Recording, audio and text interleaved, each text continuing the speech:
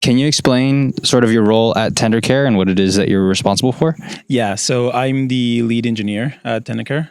So I built and I manage our engineering team. I hired all of our engineers, and I'm like my day to day is usually just designing and implementing all of the things that we're looking to build into our apps, into our systems, and just guiding the team through. Yeah.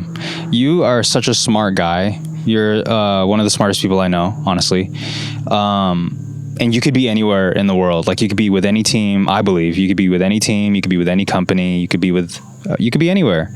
Why is it that you decide to stay here at tendercare? Well, you know a little bit of my history, right? Like I was working at an agency, and tendercare was one of my clients, and I just loved working with this team so much. I really loved what we were doing. It was nice to.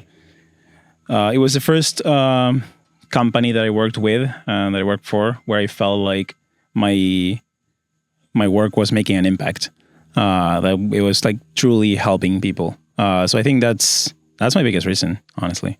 Has there ever been a moment where you met with another caregiver or saw feedback from a caregiver where you were like, yeah, this is one of those reasons? I always remember the very first one because it also felt like a little close to home. It was this woman who was about my age, and she said that she had recently started taking care of her mom, who was diagnosed with Alzheimer's, and that she was like completely overwhelmed, and she was like freaking out about the idea of having to get a power of attorney. She was concerned about how hard that was going to be.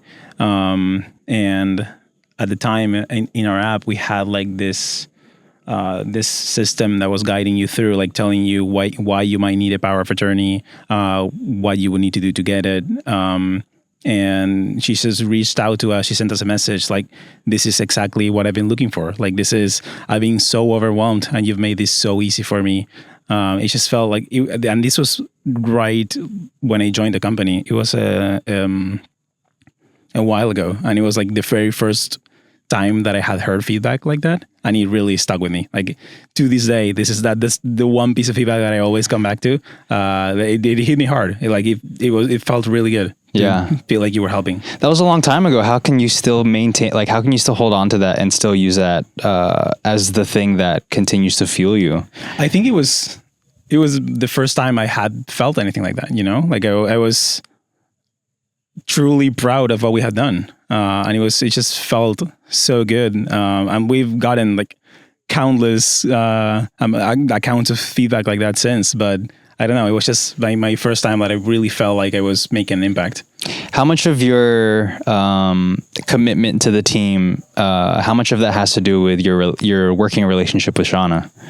Well, that's a huge part of it. I told Shauna this back when I joined. Like I would follow you anywhere. Like I really believe in what we're doing, and we're making a huge impact, but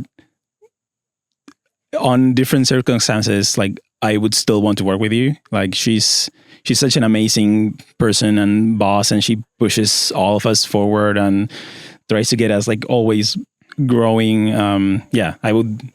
She's a huge part of it. Yeah. Do you think that the jockey is more important than the horse that they're riding? In terms of like, is the person that's leading the ship more important than the ship itself?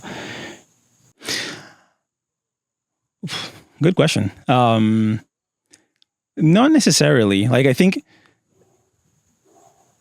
some ships are just worth, like, I feel like this is such an important thing to be doing that I don't think the person that's guiding it through, is really that, I don't know how to say it, that critical. Well, no, that doesn't sound right.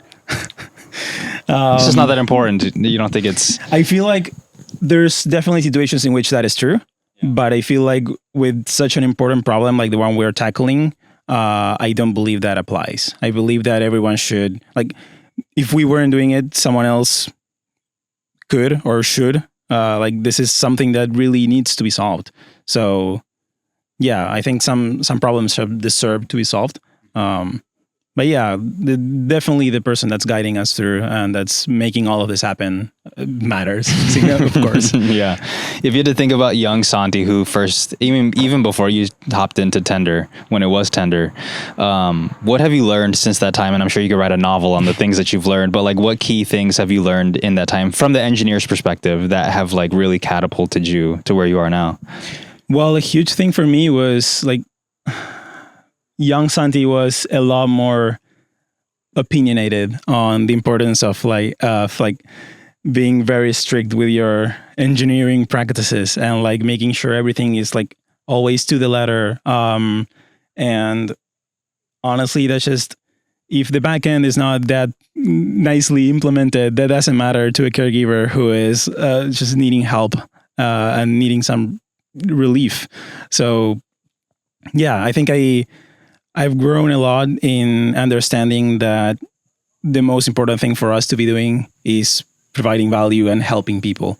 And if the quality of our code is slightly worse, that's worth it. Yeah.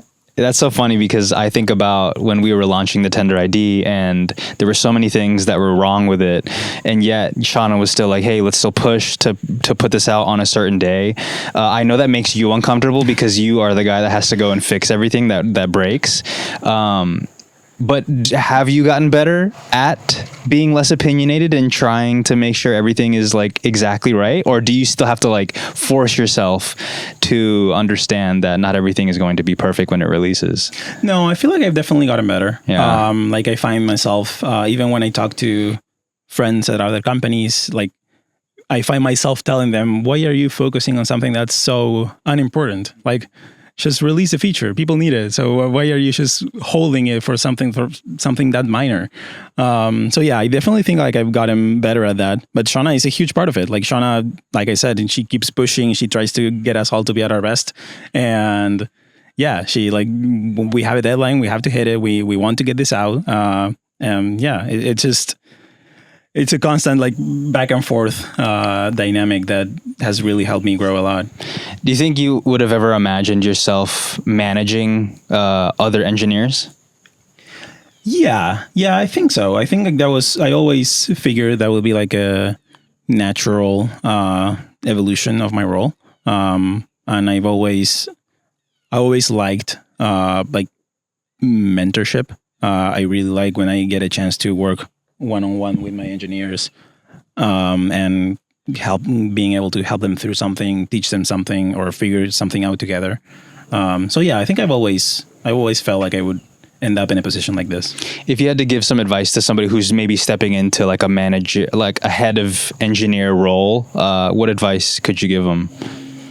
Wow.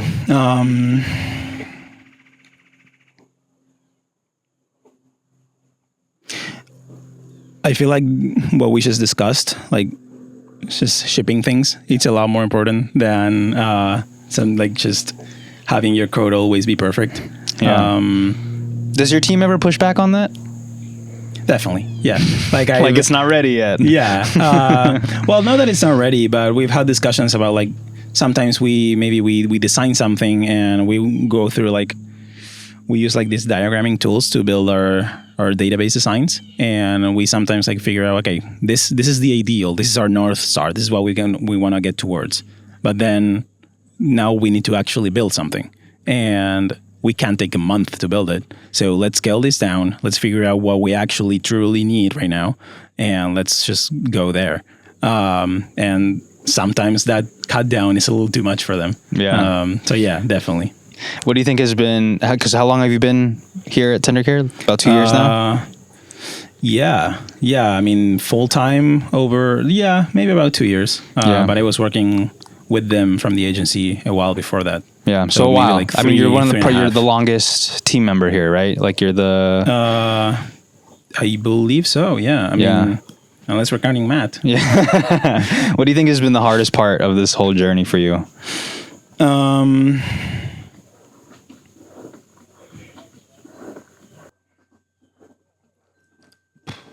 I don't know. I feel like for me specifically, just the growing into a position where I need to be more opinionated in what we build, like helping guide the product and the features that we build from an engineering viewpoint. I think that's something that I've had to grow into that I didn't have before. It wasn't like part of my skill set. So just trying to be a lot more involved in like our user research and knowing what's going on with their users, what they need, what they might not need, getting in their headspace. And yeah, just being a lot more product focused. That's something that was really hard for me in the beginning and that I'm still working towards. Yeah. A couple more questions. Do you ever sit and think about, because I know you're so in the day to day, like you are focused on whatever is in front of you, right? Like you have some, like your task list is probably through the roof. Do you ever sit and think about the future of tendercare and what it'll look like in the next 6 to 12 months? Or are you just focused on what's in front of you right now? No, definitely. And I think it's part of my job. Like things need to be able to scale. Yeah. If tomorrow we hit it big and we have 100,000 users in the app at the same time, we need to be able to get through that when the app needs to still work. So a huge part of my job is making sure that every step of the way we're thinking about how things scale, how everything is going to work, how if we get to the point in 2 years from now where we have millions of users, that things are still going to work and that we're not going to end up having to redo half of the things we built just to be able to accommodate for that. So yeah, I think I would say that's one of the biggest responsibilities that I have as part of my job. Yeah. Last question. If you had to forecast if we get the next, I don't know, 12 months, 24 months right, like what does that look like for us? And then what does it look like for the tendercare users? And what does it look like for, I guess, the trusted network also?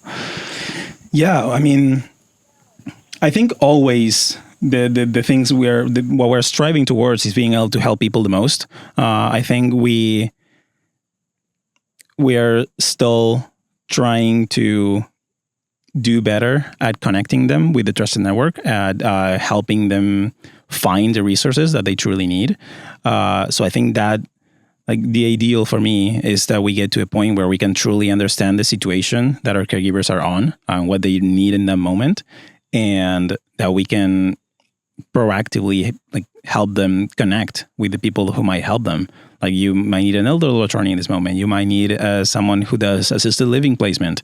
And sometimes like elder attorney is a great example of something that some people don't even know exists. Like I didn't know elder attorneys were a thing before I joined tendercare. So I think just it's so important. Like unlike other networks or registries or directories, sometimes people don't know what they're looking for. They don't know what they need. They just know they need help. They know what their situation is. And I think what we really need to get to is being able to help them translate from where they're at and what they feel like they need to what can actually help them.